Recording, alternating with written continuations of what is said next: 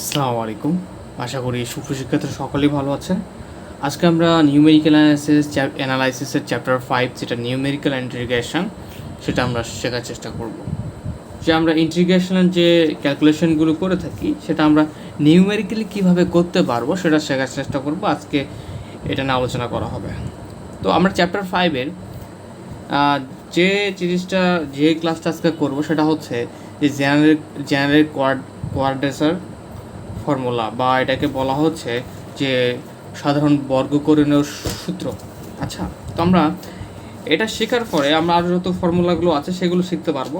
কেন বাকি যে ফর্মুলাগুলো যেমন ট্রাপেজয়েডাল রুল, এরপরে আছে এখানে সিমসন 1/3 রুল, এরপর আছে সিমসন 3/8 রুল, এগুলা সব এই যে আমাদের যেটা জেনারেল কোয়াড্রেচার ফর্মুলা বা হচ্ছে সাধারণ বর্গীকরণের সূত্র, এটার উপরে ডিপেন্ড করেই তৈরি হবে এবং এটা দিয়েই আমাদের সেই পরবর্তী থিওরিগুলো প্রুভ করতে হবে। আচ্ছা, তো আমরা চ্যাপ্টার 5-এর আছে প্রথম ক্লাসে থিওরি শিখতেছি, কারণ আমাদের ম্যাথের আগে এই চ্যাপ্টারের থিওরিগুলো শেখা জরুরি। তো আমরা কীভাবে সমাধান করব দেখি, ধীরে ধীরে আমরা সলভ করে ফেলি। প্রথমত আমরা তো সাধারণ বর্গীয় সূত্র, তো প্রশ্নটা এইভাবে আসতে পারে যে সাধারণ বর্গসূত্র প্রমাণ করো, ঠিক আছে। তো প্রথমত ধরে নেব যে আমাদের একটা মানে আই যেটা ইন্টিগ্রেশন বোঝাবে ইকুয়াল হচ্ছে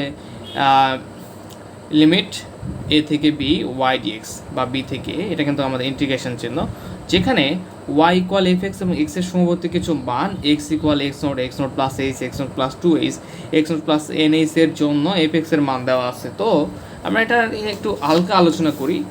আমরা আসলে ইন্টিগ্রেশন কেন ব্যবহার করে থাকি? সাধারণত আমাদের যেমন বৃত্তের ক্ষেত্রফল বা হচ্ছে যেটা সিলিন্ডারকৃতি বা বিভিন্ন চতুর্ভুজের ক্ষেত্রফলের বিভিন্ন যেগুলো একদম পারফেক্ট শেপ, সেগুলো কিন্তু আমরা ক্ষেত্রফল নির্ণয়ের জন্য কিছু সূত্র জেনে থাকি। বাট যখন তো আঁকাবাঁকা, যেটা আমি এর আগেও অন্য ক্লাসে আলোচনা করেছিলাম, সাপোজ যেটা আঁকাবাঁকার হয়ে যাবে, সাপোজ ধরো যে এরকম এটা একটা ফাংশন, এই যে অংশগুলা, যেমন এটা দেখো বাঁকা, এটা নয় তোমার হচ্ছে বৃত্ত না হচ্ছে কিছু, তো তোমার তখন কি করতে হয়, ইন্টিগ্রেশনের সূত্র ব্যবহার করে এগুলোকে ছোট ছোট অংশে ভাগ করে নিয়ে তখন দেখা যায় কোনো অংশটা বর্গাকার, কোনোটা সিলিন্ডারাকৃতি, কোনোটা চতুর্ভুজ আকৃতি হয়, তখন সেটা ইন্টিগ্রেশন সূত্র বের করে আমরা ক্ষেত্রফলগুলো খুব সহজে বের করতে পারি। আচ্ছা, তো আমরা এখানে যে কাজটা করতেছি, এই যে একটা ধরে নিলাম যে আই ইকুয়াল ইন্টিগ্রেশন বি থেকে এ ওয়াই ডিএক্স, যেখানে ওয়াই ইকুয়াল এফ এক্স এবং এখানে ওয়াইটা হচ্ছে কার ফাংশন, এক্সের ফাংশন, বা এক্সের ফাংশনটা হচ্ছে ওয়াই, এবং এক্সের সমবর্তী কিছু মান রয়েছে। সমদূরবর্তী মান বলতে বোঝাচ্ছে আমরা যেটা আলোচনা করেছিলাম যে একটা ফাংশন যদি হয়, যদি একটা ফাংশন হয়ে থাকে, যেটা এর ক্লাসে আলোচনা করেছিলাম, এটা যদি এক্স নোট হয় তাহলে আমরা এটাকে লিখতে পারি কি, এক্স নোট প্লাস এইচ, এরপরে এক্স নোট প্লাস 2h, ঠিক আছে, এরপরে dot dot dot dot dot dot আমরা কী করতে পারি, এটাকে এক্স নোট প্লাস NH পর্যন্ত দেখতে পারি। কেন সমুদ্রবর্তী বলো তো এগুলা? কেননা তুমি দ্বিতীয়টা থেকে প্রথমটা বিয়োগ করো, পার্থক্য এইচ আসবে, দ্বিতীয় থেকে প্রথমটা বিয়োগ করো, পার্থক্য এইচ আসবে, কারণ পার্থক্যটা সমান। এর জন্য আমরা বলতেছি এক্সের সমুদ্রতে কিছু মান নিলাম, যে এক্স ইকুয়াল এক্সের মানগুলো নিলাম x naught plus h, x naught plus 2h dot dot x naught plus NH পর্যন্ত। এর জন্য এফ এক্সের মান কিসের মান দেওয়া আছে, এর জন্য এফ এক্সের কিছু মান দেওয়া আছে, যে মানগুলো হচ্ছে এরকম, যে এই মানগুলোর জন্য এফ এক্সের মান দেওয়া আছে। তো আমরা ওয়াই ইকুয়াল কি চিন্তা করেছিলাম, আমরা ওয়াই ইকুয়াল এফ এক্স চিন্তা করেছিলাম, তাই না? তো আমরা এখন চিন্তা করতে পারি যে এটা হচ্ছে এক্সের এফ এক্সের মান, এফ এক্সের মান হচ্ছে এটা এক্স নট, ঠিক আছে, এখানে এক্স নট আছে, তাহলে আমরা এখানে চিন্তা করতে পারবো y naught equal f x naught, এটাকে চিন্তা করবো y equal f of x naught plus h, যে এই মানগুলোর জন্য ওয়াইয়ের একটা করে আমরা ওয়াই ওয়ান ইকুয়াল এভাবে ওয়াই যে ফাংশনে সে একটা করে মান আমরা পেতে পারি। আচ্ছা, তো এর জন্য এফ এক্সের মান দেওয়া আছে, মনে করি ধরে নিলাম যে a equal x naught plus h, x naught plus 2h dot dot dot x naught plus NH equal b. এর জন্য এফ এক্সের মান যথাক্রমে, এখন ধরে নিলাম এই মানগুলোকে যদি আমরা এই দ্বারা চিন্তা করি এবং এই শেষ যে মানটা x naught plus N S কিছু বি এর জন্য চিন্তা করি, সেক্ষেত্রে এফ এস এর মানগুলোকে আমরা যথাক্ষ ধরে নিলাম যে y naught y one y two y n পর্যন্ত, y naught y one y two dot dot y n পর্যন্ত। এখন অতএব আমরা ইন্টিগ্রেশন কী ছিল আমাদের ধরে নিয়েছিলাম আই ইকুয়াল ইন্টিগ্রেশন বি থেকে ওয়াই ডি এক্স। তো এই ওয়াই ডি এক্স ধরে নিয়েছিলাম, এখানে আমরা কী করতে পারবো, এ এবং বি এর লিমিটটা চেঞ্জ করতে পারবো। এর জন্য এই যে a equal x note limit ধরেছিলাম প্রথমটা, এবং বি এর জন্য আমরা কোনটা ধরেছিলাম, এই যে শেষের লিমিটটা। ওকে, তাহলে আমরা এখানে এর জায়গায় কী দিতে পারবো, এক্স নোট, এবং বি এর জায়গায় এক্স নোট প্লাস এইচ। এবং এটা কার জন্য, এখন এক্সের জন্য এই লিমিটটা কার জন্য কাজ করবে আমরা একটু খেয়াল করি। আমরা কিছু কিছু ম্যাথ করেছিলাম না, যে সাপোজ এক্স এর সমীকরণটা আসতেছে বা ফাংশনটা কন্টিনিউ হচ্ছে, বাট পরবর্তীতে আমাদের ওখানে দেখা যায় যে জেড ইকুয়াল এমন একটা কিছু মান ধরি যার ফলে পরবর্তীতে এক্সের সাপেক্ষে থাকে না, তখন চেঞ্জ হয়ে যায় কি প্রত্যেকটা আমাদের সাপেক্ষটা তখন জেড হয়ে যায়। সেক্ষেত্রে আমরা কি জেডের মাধ্যমে আমাদের সমীকরণটা সিদ্ধ করতে হতো। তেমনি এখানে এ থেকে বি থেকে এখন কি হয়ে গেছে, ফাংশনটা এক্সের হয়ে গেছে, x naught plus n h x naught a এবং হচ্ছে বি এর মানটা বসানোর ফলে সো এটাকে আমরা ওয়াই এক্স করে ঘোষণা দিলাম, ডি এক্স কেননা এটা এখন আমাদের আর হচ্ছে এ বি এর ফাংশন হিসেবে নেই, ওয়াই যে ফাংশনটা দেখতে পাচ্ছ যে ফাংশনটা হবে সে এক্স এর ফাংশন হবে, যেটা এক্সের সাপেক্ষে। আচ্ছা, এখন এখানে একটু খেয়াল করি, আমরা জানি কি যে আমরা যেটা নিউটন গ্যাগরির যে ফরওয়ার্ড বা ব্যাকওয়ার্ড যেটাই বলো না কেন, আমরা যেটা হচ্ছে আমরা ফর্মুলাটা শিখেছিলাম যে ইউ এর মান নির্ণয় করা। সেক্ষেত্রে ইউ এর মান কীভাবে নির্ণয় করতে হয়, x minus x naught by হচ্ছে এইচ। তো আমরা এই ফর্মুলাটা এখানে কাজে লাগাতে হবে, এবং এখানে আমাদের এক সময় গিয়ে ওই সূত্রটাই আমাদের নিউটন যে ফরওয়ার্ড সূত্রটা রয়েছে সেটা কিন্তু ইউজ করতে হবে। তাহলে আমরা জানি u equal x minus x naught by h. তো ইউএস এর সঙ্গে গুণ হয়ে গেলে u s equal x minus x naught, এবং এখানে এক্স মাইনাস এক্স নোট আছে, এই মাইনাস এক্স নোটটাকে আমরা এই পাশে পার করবো, তাহলে পজিটিভ এক্স নোট হয়ে যাবে। এক্স নোট প্লাস হচ্ছে ইউএস ইকুয়াল হচ্ছে এক্স, এবং এক্স ইকুয়াল তাহলে কী হবে, আমাদের লিখতে পারি এক্স নোট প্লাস ইউএস। এখন আমরা এখানে কি করব, এটাকে অন্তরীকরণ করব, যেই অংশটা যার সাপেক্ষে রয়েছে তার সাপেক্ষে অন্তরীকরণ করা আমরা শিখেছিলাম, সেটা জানি। যেমন এখানে এক্স আছে, যদি আমরা এক্সকে এক্সের সাপেক্ষে অন্তরীকরণ, যেমন দেখো এখানে কিন্তু এক্স ডিডি এক্স দেওয়া নাই, জাস্ট আমরা এক্সকে অন্তরীকরণ করতেছি এক্সের সাপেক্ষে। সেক্ষেত্রে ব্যাপারটা এরকম ঘটে, দেখো এক্সের সাপেক্ষে যদি এক্সকে অন্তরীকরণ করি তাহলে কী আসবে, ওয়ান আসবে, এবং যার সাপেক্ষে করলাম সেটা সাইডে দিতে হবে। আর এভাবে না করে আমরা এভাবে করতাম যে এক্সকে কার সাপেক্ষে, এক্সকে আমরা যদি এক্সের সাপেক্ষে অন্তরীকরণ করি তাহলে সেক্ষেত্রে কি ওয়ান আসে, ঠিক আছে। কিন্তু বাট এখানে একটা ব্যাপার যে এখানে কিন্তু আমরা এই সাপেক্ষটা ইউজ করতেছি না করে জাস্ট এক্সের অন্তরীকরণের মানটা লিখতেছে ওয়ান, বাট এটা একটা রুলস যে যার সাপেক্ষে করলাম সেটা সাইড দিলে বোঝা যায় যে এক্সের সাপেক্ষে অন্তরীকরণ করলে ওয়ান আসছে। তো ঘটনাটা এরকম যে এখানে এক্সের সাপেক্ষে অন্তরীকরণ করলে কত আসবে, ওয়ান আসবে। কার সাপেক্ষে করতেছে, এক্সের সাপেক্ষে, সো ডিএক্সটা এখানে দিয়ে দিলাম। এক্স নোট তো ধ্রুবক, কারণ এখানে অন্তরীকরণ করা যাবে না, এই হচ্ছে জিরো, এবং এখানে ইউএস আছে। তো ইউএসকে অন্তরীকরণ করলে কী হবে, ইউএসকে আমরা এখানে চলকার হিসেবে আছে ইউ, তো ইউএসকে আমরা চাইলেই ইউএস সাপেক্ষে অন্তরীকরণ করতে পারবো। সেক্ষেত্রে এইচটা সামনে আসবে, এবং ইউকে ইউ সাপেক্ষে অন্তরীকরণ করলে কি ওয়ান, আর ইউকে যেহেতু আমরা অন্তরীকরণ যদি করি তাহলে আমাদের এখানে আরেকটা জিনিস লিখতে পারবো, যেটা হচ্ছে যে কার সাপেক্ষে করতে ইউ এর সাপেক্ষে, সো ডি ইউ, তার মানে এখানে আমাদের এইচ ডি ইউ আসবে। ওকে, এখন আমাদের এই অংশটা চেঞ্জ করতে হবে। দেখো এখন এখানে যে ঘটনাটা ঘটলো, এই x equal x naught plus UH আসে, তো আমাদের এখন কিন্তু সাপেক্ষটা চেঞ্জ হতে পারে। কোন সাপেক্ষটা, যে এখন তো এক্সের সাপেক্ষে ছিল, যখন আমাদের মেইন আর পরবর্তী সমীকরণটা লিখবো তখন কিন্তু এক্সের মানটা বসাই দেবো, সাপোজ এটা কিন্তু এক্স, যখন আমরা পরবর্তী সমীকরণে এক্সের মানটা বসাই দেবো তখন কিন্তু আমাদের কী ঘটনা ঘটে যাবে, তখন কিন্তু আমাদের এটা হচ্ছে ইউ এর সাপেক্ষ হওয়ার একটা পসিবিলিটি রয়েছে। যার ফলে আমরা এখন কী করব, যার ফলে আমরা ই এর সাপেক্ষের মানটা বের করে নেব। যদি এক্স ইকুয়াল যদি এক্স নোট হয়, এই যে এখানে দেখো এক্স ইকুয়াল লোয়ার লিমিট কি এক্স নোট, তাহলে এক্স নোট যদি এক্স নোট হয়, এক্স ইকুয়াল যদি এক্স নোট হয়, তাহলে আমাদের হচ্ছে ইউ ইকুয়াল মান কত আসবে। আচ্ছা, তো ইউ ইকুয়াল মান বের করতে গেলে আমাদের এখানে এক্সের জায়গায় এক্স নোট বসাও, তাহলে x node minus x note কেটে গেলে জিরো বাই এইচ মানে জিরো আসবে। আচ্ছা, এখন এখানে আমরা কী বসাই, এক্স নোটের আরেকটা লিমিট আছে x naught plus n H, তো ইউ এর জায়গায় যেহেতু ইউ এর লিমিটটা আমাদের দরকার, ইউ এর জায়গায় আমাদের এক্স নোট এখানে একটু দেখাই, এখানে করা আছে প্লাস হচ্ছে এন এইচ, এই এক্স এর মানটা কি বসবে এখন, x naught plus n h, u এরটা লিমিট বের করতে গেলে মাইনাস এখানে আছে হচ্ছে এক্স নট, ঠিক আছে। এক্স নট কেটে যাবে, তখন থাকবে কি আমাদের এখানে এই যে এন এইচ বাই এইচ কেটে গেলে শুধু এন থাকে। তাহলে আমাদের ইউ এর জন্য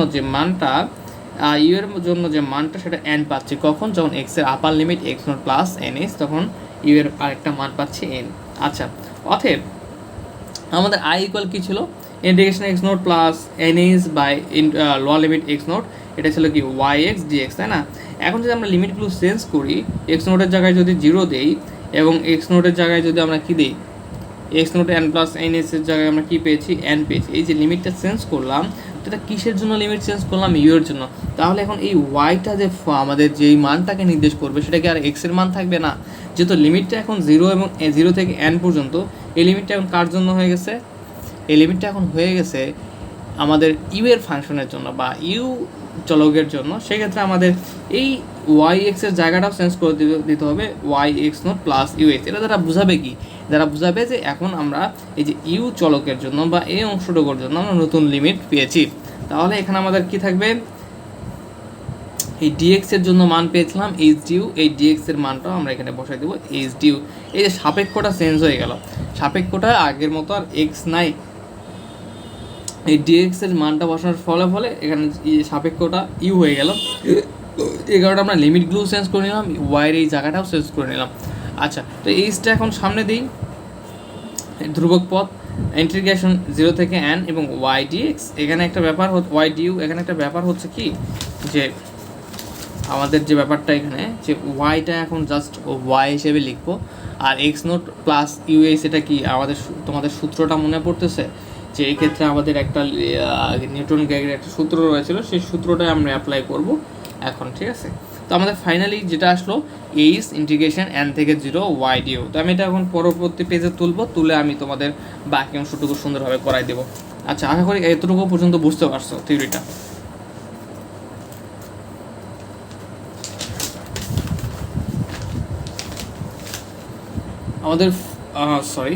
আমাদের ফাইনাল যে লাইনটা ছিল সেটা ছিল এরকম যে ইকুয়াল এইচ ইন্টিগ্রেশন এন থেকে 0 ওয়াই ডিউ। এখন আমরা কি করব, আমাদের এইচ অংশটুকু যেমন আছে তেমনই থাকুক এবং এখানে ইন্টিগ্রেশন এন থেকে 0 যেমন আছে তেমন থাকুক। এই শুধু ওয়াইয়ের জন্য ওয়াইটা ইকুয়াল কি এক্স নট, আমরা দেখছি ওয়াইয়ের ফাংশনটা হচ্ছে এক্স নট প্লাস ইউএস এর জন্য। এইটার জন্য আমাদের যে নিউটন গ্যাগের যে সূত্রটা রয়েছে সেই সূত্রটা একটু অ্যাপ্লাই করার ট্রাই করি। চ্যাপ্টার 3-তে আমরা এই নিউটন গ্যাগের সূত্র সম্পর্কে বিস্তারিত আলোচনা করেছিলাম এবং এটা আমরা ডিটেলস করেছিলাম।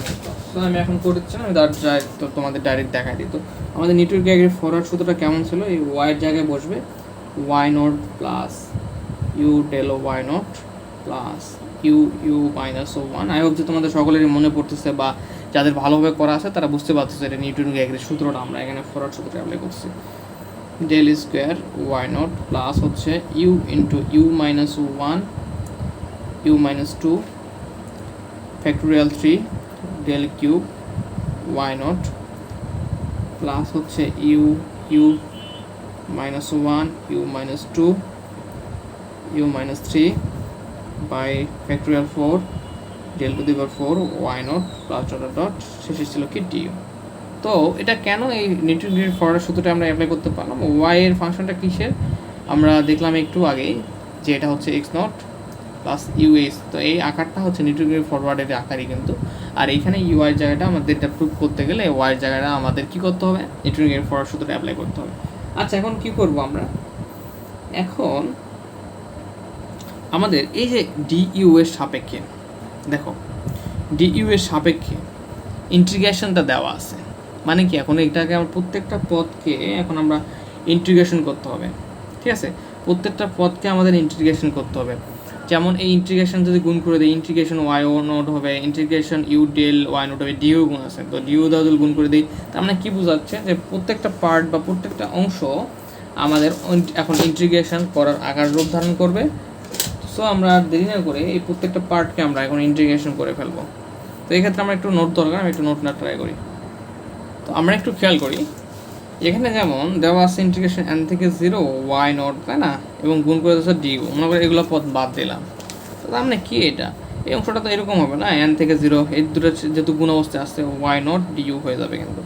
তো ইউ এর সাপেক্ষে আমরা এখন যদি এটাকে ইন্টিগ্রেশন করি তাহলে কী ঘটনা ঘটবে, এর সাথে ইন্টিগ্রেশন করা হয় সেক্ষেত্রে আমাদের এখানে যে ঘটনা ঘটবে y নট তো ধ্রুবক থাকবে এবং এখানে 1 আছে যাকে আমরা কী করতে পারবো, আমরা ইন্টিগ্রেশন করতে পারবো।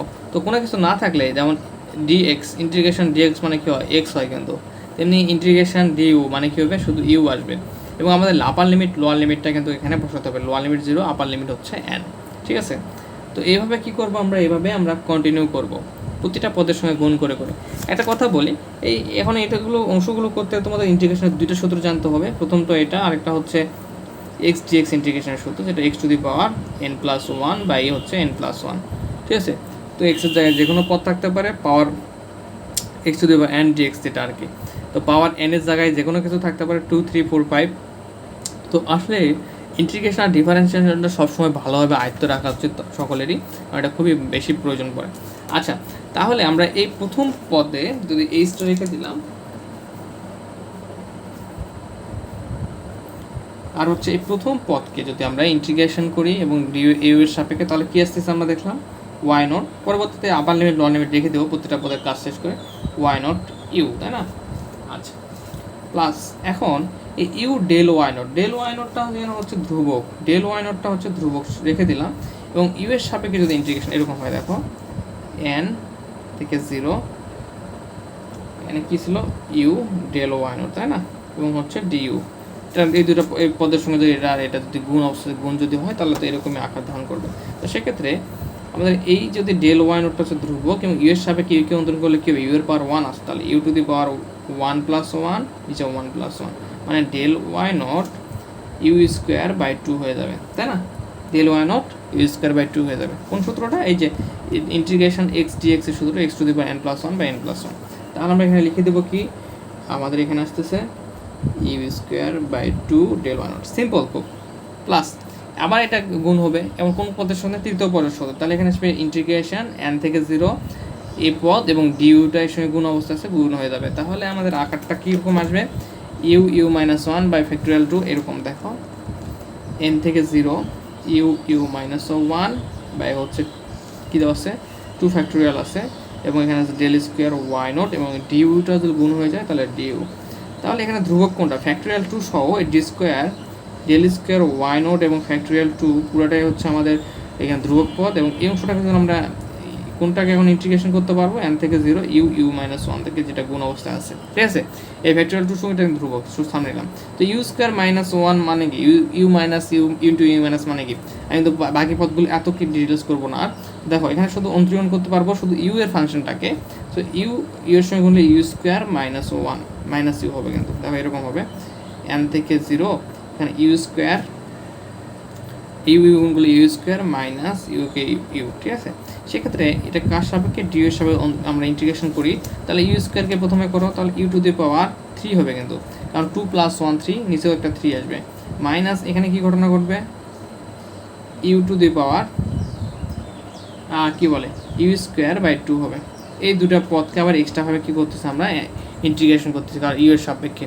তো দেখো তাহলে ফাইনালি আমাদের আসবে কীরকম, যে del square y naught factorial 2 u cube by 3 minus u square by 2। খুবই সিম্পল, আর সিম্পলভাবে চিন্তা করো যে আমরা কী করছি, জাস্ট ইন্টিগ্রেশনের সূত্রটাই অ্যাপ্লাই করছি। এই পদের যে ধ্রুবক অংশটাকে রেখে দিলাম বাইরে, আর ইউ ইন্টু ইউ-1 যেহেতু এটাকে আমরা ইন্টিগ্রেশন করতে হবে, তো এদের গুণ করে এখানে দেখা যাচ্ছে আর পরস্পর প্রত্যেক পদকে আমরা গুণ করতে পারবো ইউর সাপেক্ষে, গুণ করার পরে ইন্টিগ্রেশন করলাম। ইউ স্কোয়ারকে করলে আমাদের u to the power +2 + 1 by 2 + 1 মানে কি u to the power n+1 by n+1, যেটা পাওয়ারের সর্বোচ্চ পাওয়ারের সূত্র x to the power n সূত্র, সেই সূত্রটাই জাস্ট আমরা ইন্টিগ্রেশন সূত্রটা অ্যাপ্লাই করবো, তাহলেই হয়ে যাবে, খুবই সিম্পল। তাহলে আমরা পরবর্তী পদটা কীরকম পাচ্ছি, u cube by 3 minus u square বা 2 ফ্যাক্টোরিয়াল, তাই না, 2 ফ্যাক্টোরিয়াল 2 এবং এখানে থাকবে হচ্ছে del square y naught by 2 factorial, এটা হচ্ছে ধ্রুবক পদ। তো সেমভাবে এখানে দেখো 3 নম্বর পদ দেখো ইউ-1 ইউ-2 আছে, factorial 3 del cube y naught by factorial 3 ধ্রুবক পদ রেখে দিবা পাশে এবং ইউ-1 কে গুণ করবা, তাহলে কি আসবে u square -1 u square minus u দিয়ে আবার ইউ-2 কে গুণ করবা। আমি একটু দেখাই, তাহলে আমাদের এখানে যে পদগুলো টেনে কাজ করতে হচ্ছে সেটা হচ্ছে শুধু u u minus one u minus two, কারণ বাকিগুলো হচ্ছে ধ্রুবক, এগুলোকে আমাদের ইন্টিগ্রেশন করলে হবে। তো ইউ স্কোয়ার মাইনাস ইউ আসবে এই দুটো পদ গুণ করলে, এবং এখানে ইউ মাইনাস টু, তাহলে দুটো পদ গুণ করি, ইউ স্কোয়ার দিয়ে গুণ করলে u cube minus u square দিয়ে টু গুণ করলে টু ইউ স্কোয়ার মাইনাস এখানে আসবে ইউ ইউ মানে u square minus two u, তাহলে এখানে আসবে u cube minus two u square আর একটা ইউ স্কোয়ার মানে three u square minus two u, তাই না? এরকমই তো। তো এটাকে আমরা কী করবো এখন, এটাকে আমাদের প্রত্যেক পদকে যে ইন্টিগ্রেশন করতে হবে কার সাপেক্ষে, ইউ এর সাপেক্ষে। তো করলে এখানে কি আসবে e to the power four, simple, আমি একবার ফোর লিখলাম, থ্রির সঙ্গে পাওয়ার এক যোগ হবে, নিচে একটা ফোর আসবে, minus three into e to the power three by three আসবে, ঠিক আছে? এখানে ইউ স্কোয়ার আছে, এরপর মাইনাস এটা আসবে কি two into u square by two.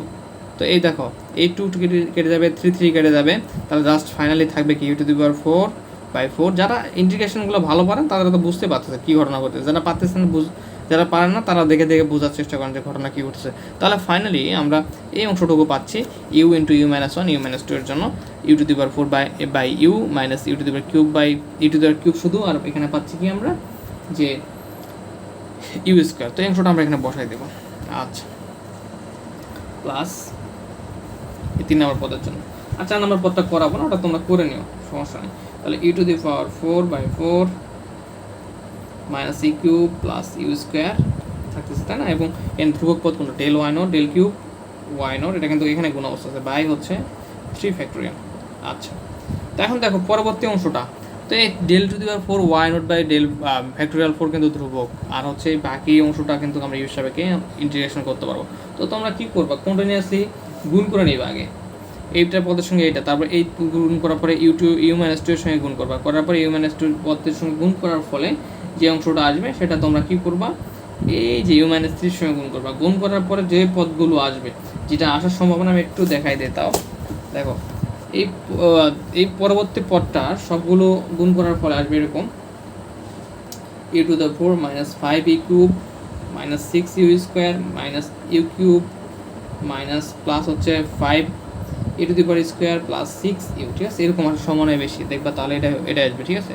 এটাকে তোমরা যদি সমাকলন করো ইউ এর সাপেক্ষে ডি ইউ এর সাপেক্ষে, তাহলে এখানে কী হবে, u to the power four আছে, তাহলে এটা কী হবে ই টু দি পাওয়ার ফাইভ কেননা হচ্ছে পাওয়ারের সঙ্গে এক যোগ করতে হয়, নিচের পাওয়ারের সঙ্গে এক যোগ, minus five u to the power cube আছে, তাহলে e to the power cube মানে কত, e to the power four by four minus six, এখানে ইউ স্কোয়ার আছে, তাহলে ইউ কিউব হবে এর সাপেক্ষে ইন্টিগ্রেশন প্রয়োগ করার ফলে, এখানে আপার লিমিট লোয়ার লিমিট নেই, কিছু নেই, বাদ পরে আমরা ইউজ করবো এটা, ইউ কিউব বাই হচ্ছে থ্রি হবে মাইনাস এখানে ইউ কিউব আছে, ইউ কিউবকে ইন্টিগ্রেশন করলে আমরা পাবো ইউ সাপেক্ষে u to the power four by four, এখানে পাবো কি plus five u cube u square আছে, ইউ স্কোয়ার করে ইউ কিউব বাই থ্রি,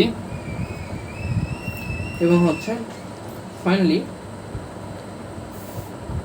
আমরা পাবো এখানে minus six u square by two, এই ইউকে করলে।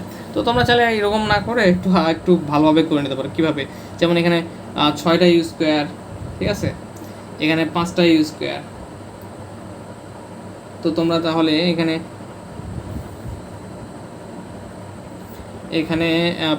6টা ইউ স্কোয়ার, এখানে 5টা u square, 5 equal 6 u square minus,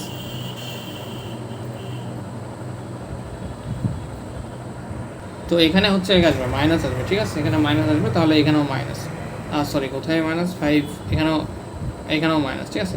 তো তোমরা চাইলে একটু এভাবে করে নিতে পারো, 6 ইউ স্কোয়ার আর 5 ইউ স্কোয়ার বিয়োগ করলে কত আসবে, 11 ইউ স্কোয়ার।